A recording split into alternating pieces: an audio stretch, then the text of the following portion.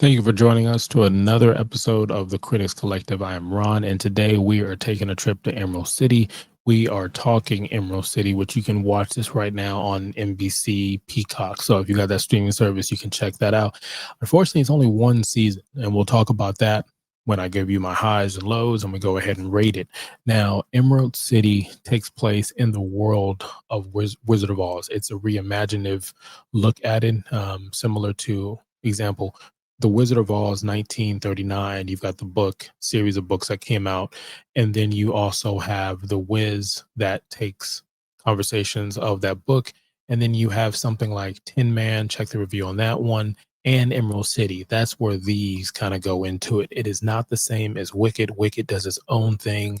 It's not necessarily a reimaginative look at the Wizard of Oz as much as it's a prequel and a middle and multiple perspectives, and it's a very dark book versus what the play and the movies are. But anywho, that's the idea of Emerald City.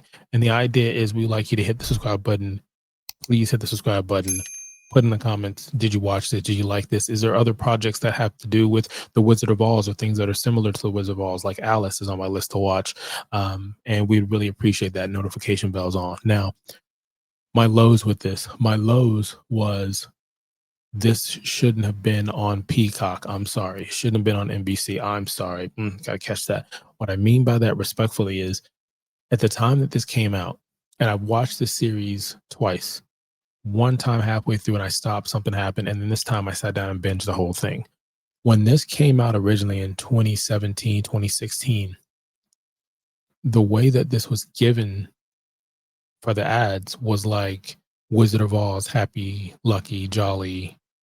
But when you watch it, it's dark. There's death, there's blood, there's violence. And they didn't do a good job of setting stuff up. They kind of presented it like it's for the family to watch, and sure as hell it's not for the family. So when I'm saying like NBC and Peacock should have had this, maybe now because of what they have with streaming, but this would have fit so beautifully on Stars, on HBO, on Netflix, on Apple, on one of the streaming services are the channels that already had a multitude of tones, one of them being a darker tone. This would have fit because this is closer to a mix of Wizard of Oz and Game of Thrones. Like that's how close this is on that one. The other thing that I would say for this one is that there is no season after season one. Even with the success that you're seeing of Wicked, it is wild that you haven't put together another one to follow this up. Even if it was a movie to get together a multitude of the cast, because I'm not going to tell you how they ended, but they ended in a way that you could continue it. And so let's talk about the good stuff. Good stuff. I thought it was shot really well. A little bit on the pacing on some of it, not the beginning, just the pacing in general was a little tough sometimes. They could have chopped it up, but it's not bad. Each episode is about 45 minutes or so. But the look, again, the Wizard of Oz is one of those things that it has set the tone for your set design and your costume and your makeup and all these things to be on point, and it was on point on this. The sets are elaborate, the costume, the acting, really good. Where Tin Man missed on certain things, this is 100% showcasing the fact that it is written and shot the way that it has been intended, and so you can see the difference between Tin Man and something like this. The cast, I thought was a really good cast, whether supporting cast or not. You have the leading lady who plays Dorothy. You've seen her in other stuff like Underground 6. Gerald, who plays Jack, basically, I'm not gonna spoil anything, but he plays in The Pit that recently HBO has an amazing hit on that one. Glinda is played by, I can't remember her name. She was a wife in Nip and Tuck, blue eyes, blonde hair. But she was one of the wives in Nip Tuck, if you remember that on FX.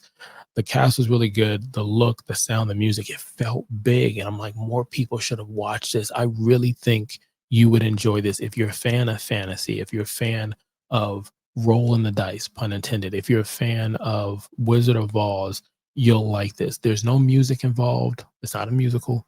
The tone is darker. It is not happy. It's what I think is going to happen on the second part of Wicked. But I think a lot of people would enjoy this. Now, I'm going to go ahead and we're going to rate this. Now, we rate from a 0 to a 5, 5 being excellent, 0 being horrible. We're talking Emerald City. It's a series. It's only one season. How could they do this to us? It's about 10 episodes, a little bit on the pacing. There is no second season of it. And that kind of hinders what this show is able to do. But again, a really good cast, a very interesting concept of how they give you Dorothy, a lot of nods to the other projects. What I mean by that is they take elements from the first book, second book, third. There's a name change on something that has to do with another book another time, but point blank, they do go through. I do enjoy when they show you the Emerald City, this is what I envision when I'm reading the Emerald City. When I'm like reading and I'm like, Emerald City will look like this. It is not what, in my opinion, what you see in Wicked and what you see on other iterations. I just feel like, to me, the Emerald City looks like I'm not gonna say that. Anyways, I'm gonna rate this. I'm gonna rate this a 4. I'm gonna rate this a 4. More people should watch. If I'm telling you, if you're a fan of Wizard of Oz, and you're okay with a darker, edgier, brutal at times, there is like some trigger warning. There's people getting fucking waterboarded in this.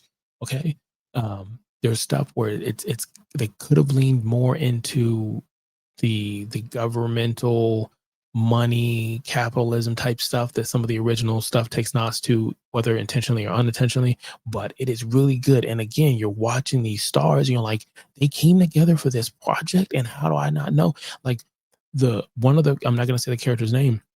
You have a character who plays Kingpin on Daredevil. You've seen him in other projects. Really, really good. I think method actor. You've seen other projects he's been in. He's in this as well. And I just couldn't believe you had a lineup of people who just had a look and a feel, and more people don't know about this. And the fact that Peacock, NBC, has the rights for Wicked, because yeah, you can buy Wicked themed wands and stuff at the Universal theme parks. The fact that they didn't put this out and say, hey, like when the first here, I'm fucking ranting. The first Wicked, when it came, when they said, hey, look, Wicked Part 1 is about to come out to streaming, but before it does, take a look at Emerald City. Then drop Wicked and watch. I'm telling you, people would have told you to redo this and give you a second season. And then right before Wicked comes out, or as soon as Wicked finishes, give them Emerald City 2. You don't have to make it go with the same director. You could go a different point blank. People would have watched. You could have given 2 seasons. You've been done. You could have given 1 season and a movie that was an hour and 30 minutes with some really good pacing. And I honestly think you get the same people together, you got a hit on your hands. Now, you could have been anywhere in the world and you chose to be here with me, Ron, and I greatly appreciate that. Until next time.